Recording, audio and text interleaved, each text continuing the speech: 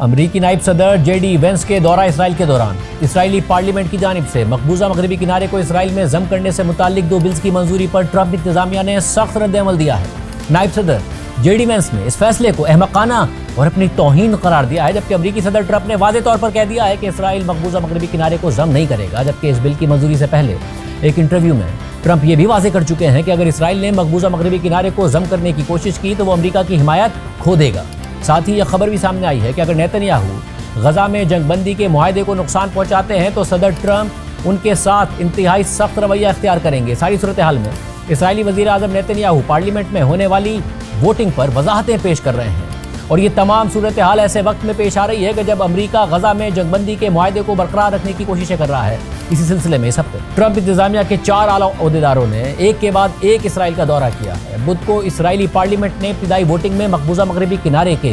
انضمام سے متعلق 2 بلز منظور کر لیے۔ اس دوران امریکی نائب صدر JD وینس بھی اسرائیل میں ہی موجود تھے، اور کل اسرائیل سے واپس جاتے ہوئے جب ایئرپورٹ پر صحافیوں نے JD وینس سے ان بلز سے متعلق سوال کیا تو انہوں نے جواب دیا کہ اگر یہ کوئی سیاسی سٹنٹ تھا تو یہ بہت ہی احمقانہ سیاسی سٹنٹ تھا اور وہ اسے اپنی توہین سمجھتے ہیں۔ اسرائیل مغربی کنارے کو ضم نہیں کرے گا۔ اسی طرح کل جب امریکی صدر ٹرمپ سے مقبوضہ مغربی کنارے کے اسرائیل میں انضمام سے متعلق سوال ہوا تو انہوں نے کہا کہ آپ مغربی کنارے کی فکر نہ کریں، اسرائیل اس حوالے سے کچھ نہیں کرے گا۔ اس کے علاوہ امریکی جریدے ٹائم میگزین نے صدر ٹرمپ کا ایک انٹرویو شائع کیا ہے جو اس وقت لیا گیا تھا جب ٹرمپ اسرائیل میں موجود تھے، اور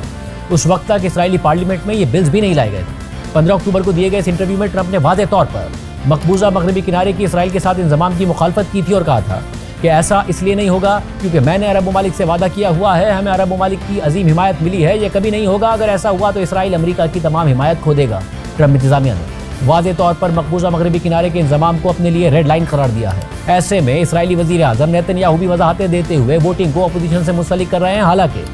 ایکزیوس کے مطابق 2 میں سے 1 بل ان کی اپنی حکومت کے ایک رکن نے پیش کیا تھا اور ان کے اتحادیوں نے دونوں بلز کی حمایت بھی کی ہے، جبکہ اسرائیل کے چینل 12 کی رپورٹ کے مطابق ایک اور امریکی عہدیدار نے خبردار کیا ہے کہ اگر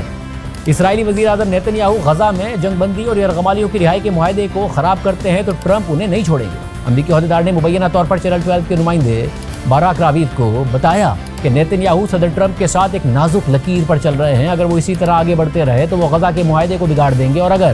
ایسا ہوا تو ٹرمپ ان کو نہیں چھوڑیں گے۔